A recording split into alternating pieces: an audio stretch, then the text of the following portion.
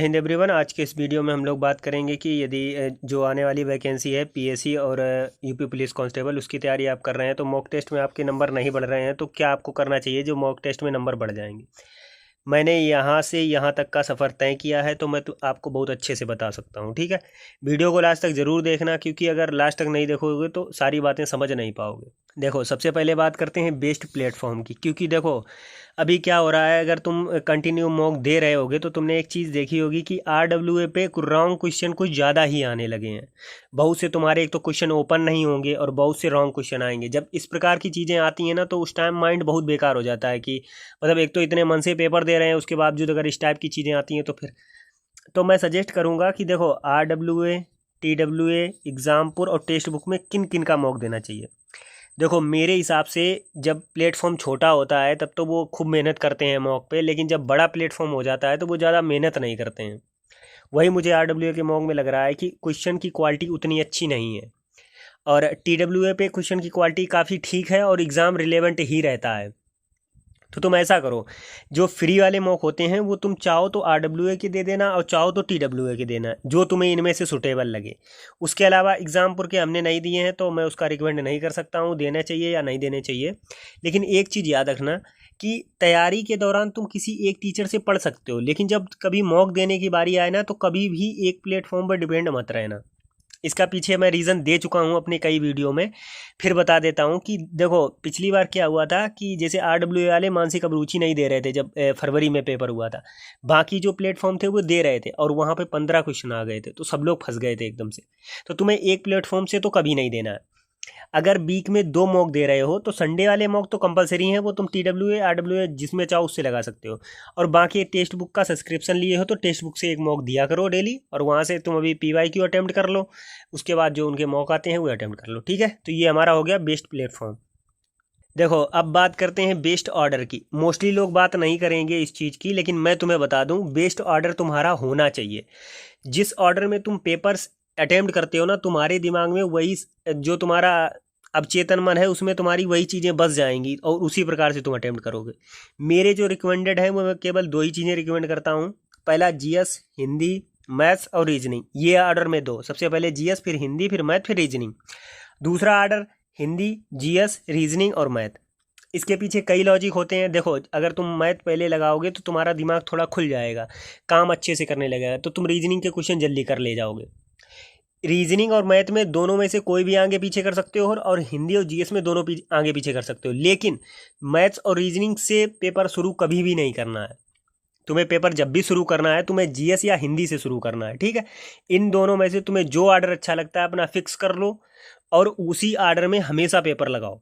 तो अब बात करते हैं हाउ टू अप्रोच क्वेश्चन। अब होता क्या है, बहुत सारे तुमने लड़के देखे होंगे वो क्या करते हैं कि एक ही बार में पूरा पेपर कर देंगे। ऐसा नहीं करना होता है। पेपर तुम्हें 3 अटेम्प्ट में करना होता है, फर्स्ट को, सेकेंड को और थर्ड को। फर्स्ट गो में तुम्हें वही क्वेश्चन करने होते हैं जो तुम्हें 100% आ रहे हैं और जिनमें तुम मिनिमम टाइम लगाओगे। देखो, मैथ्स में बहुत सारे ऐसे क्वेश्चन होते हैं जो हम लोगों को लगता है कि हाँ ये हमसे लग तो जाएगा लेकिन थोड़ा टाइम ज़्यादा लेगा, तो उसको तुमने पहले बार में नहीं लगाना है। पहली बार में तुम्हें वही क्वेश्चन लगाने हैं जो तुम्हारे 100% आते हैं और कोशिश करो कि 50 to 60% पेपर तुम पहले गो में ही अटेम्प्ट कर लो। अगर तुम इतना कर पा रहे हो तो बात मानो तुम्हारे नंबर बहुत अच्छे बढ़ने वाले हैं।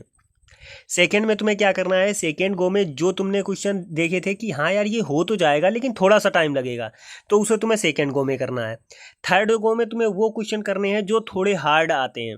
मान लो तुम्हारा कोई भी टॉपिक जो तुम्हें हार्ड लगता हो, उस टॉपिक के क्वेश्चन तुम्हें सबसे लास्ट में करने हैं। देखो, अगर हार्ड क्वेश्चन छूट जाएगा तो कोई दिक्कत नहीं है, लेकिन अब चलो तुम एक तरफ से अटेम्प्ट कर रहे हो, ठीक, तुमने हार्ड क्वेश्चन में ज़्यादा टाइम दे दिया और उसके चक्कर में तुम्हारे जो ये 100% वाले हैं ये 5 क्वेश्चन छूट गए। बेशक तुमने हार्ड के 2 क्वेश्चन बना लिए लेकिन तुम 3 क्वेश्चन तो पीछे हो गए ना इससे। ये तुम्हें बिल्कुल भी नहीं करना है। तुम्हें पेपर को 3 गो में अटेम्प्ट करना है। पहले गो में 100% वाले, दूसरे गो में जो तुम्हें लगते हैं कि हो जाएंगे बट थोड़ा सा टाइम लेंगे, थर्ड गो में जब टाइम बचता है एकदम आराम से तो तुम लगा सकते हो वो वाले क्वेश्चन में थोड़ा दिमाग लगा सकते हो और बेसिक से हल कर सकते हो। ठीक है, अब बात करते हैं हाउ टू एनालाइज मॉक। देखो मॉक देना हमने तुम्हें बता दिया। सबसे पहले तुमने क्या किया, एक प्लेटफॉर्म चुन लिया सही से अपना, जो भी तुम्हें करना है, ठीक। उसके बाद तुमने अपना एक ऑर्डर फिक्स कर लिया कि हमें किस ऑर्डर में देना है। फिर तुमने ये देख लिया है कि पेपर को कैसे अटेम्प्ट करना है। अब बात आती है, पेपर तो सबमिट हो गया, अब सबमिट होने के बाद उसको एनालाइज कैसे करना है। देखो मोस्ट इंपॉर्टेंट चीज होती है एनालाइज करना। अगर तुम पेपर को सही से एनालाइज नहीं करोगे तो तुम ग्रोथ नहीं ला सकते हो उसमें। तुम कितने भी पेपर देते रहो, अगर तुम रॉन्ग क्वेश्चन पे, अनअटेम्प्ट क्वेश्चन पे ध्यान ही नहीं दोगे तो तुम्हारा कभी सही नहीं होगा। अब हम तुम्हें बताते हैं तुम्हें किस प्रकार से करना चाहिए। जैसे रॉन्ग क्वेश्चन और अनअटेम्प्ट क्वेश्चन, इन क्वेश्चन पे तुम्हें पहले ज्यादा ध्यान देना है, और जो करेक्ट क्वेश्चन हो जाते हैं उनको भी एक बार तुम्हें देखना है। जैसे मान लो कई बार क्या होता है कि हम लोग कहीं तुक्का लगा दिया, ठीक।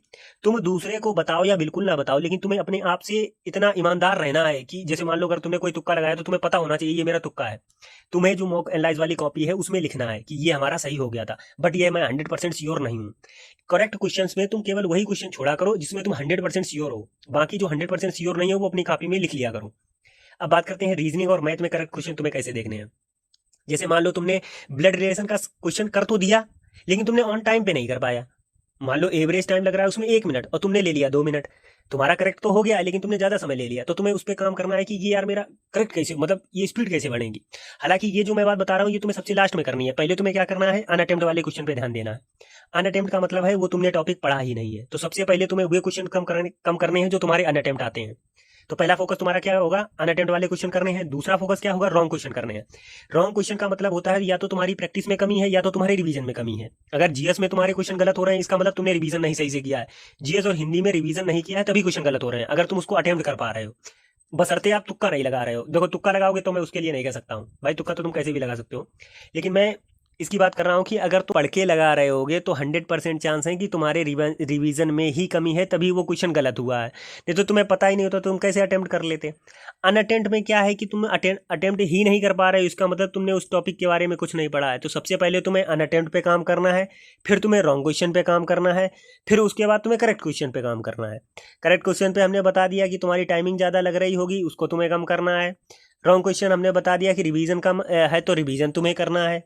और करेक्ट क्वेश्चन अनअटेम्प्ट वाले में तुम्हें टॉपिक नया पढ़ना है।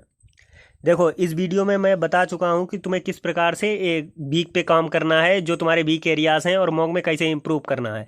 मैंने इस वीडियो में बताया, ये वीडियो पीछे ही तुम्हें मिल जाएगी, वो देख लेना जाके। और एक चीज़ याद रखो कि कोई भी चीज़ का जो सफलता होती है उसका कोई शॉर्टकट नहीं होता है। जो तुम्हें लगता है ना कि लोगों को लगता है कि स्मार्ट वर्क करो, तुमने अभी देखा होगा बहुत ज़्यादा ट्रेंडिंग में रहता है हार्ड वर्क मत करो स्मार्ट वर्क करो।